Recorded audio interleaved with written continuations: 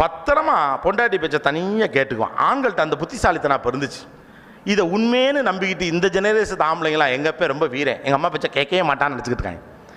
நடுகாலில் வந்து நின்று நம்ம அப்பா நான் என்ன முடிவெடுத்திருக்கேன் அப்படின்னு சொன்னாலே அம்மா என்ன முடிவு பண்ணியிருக்காங்கன்னா அப்படின்னு தான் அர்த்தம்.